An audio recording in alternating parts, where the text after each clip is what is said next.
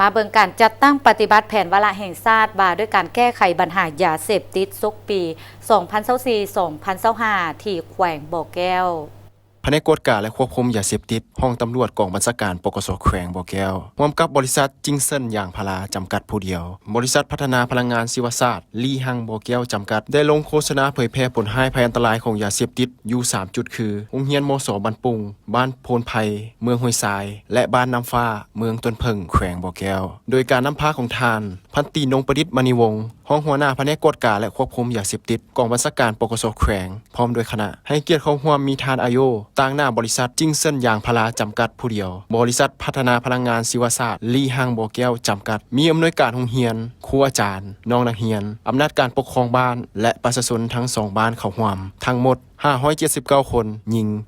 249 คนยาเสพติดแม่นสารกระตุ้นหรือสารระงับระบบประสาทที่ได้มาจากพืชหรือสารสังเคราะห์จากเคมีเมื่อเสพเข้าไปแล้วก็จะส่งผลกระทบอย่างรุนแรงต่อร่างกายจิตประสาทและจะมีความต้องการเพิ่มขึ้นเรื่อยๆยาเสพติดประกอบมี2ประเภทคือยาเสพติดเกิดห้ามที่ผิดกฎหมายและยาเสพติดสารเคมีที่ถูกควบคุมนำใช้นอกนั้นยาเสพติดยังส่งผลร้ายต่อผู้เสพเฮ็ดให้สุขภาพอ่อนเพลียร่างกายทรุดโทรมจ้อยผอมนอนบ่หลับสมองถูกทำลายประสาทหลอนละหวาดระแวงความจำเสื่อมกลายเป็นคนบ้าเสียจิตให้แห้งไปกว่านั้นอาจจะเฮ็ดให้ตนเองและคนอ้อมข้างเสียชีวิตได้ครอบครัวเกิดมีความวุ่นวายทำลายชีวิตชื่อเสียงและทรัพย์สินในครอบครัวเกิดมีปรากฏการณ์ย่อท้อในสังค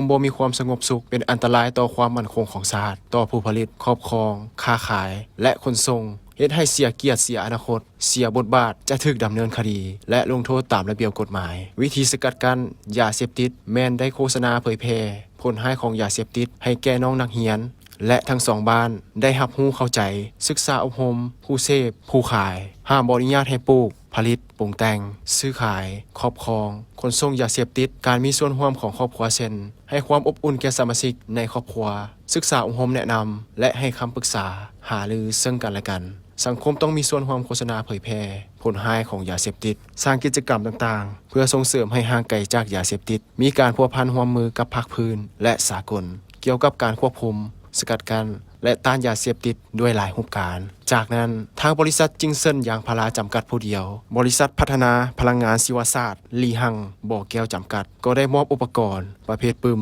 และอุปกรณ์กีฬาให้โรงเรียนและทั้ง2บ้านอีกด้วย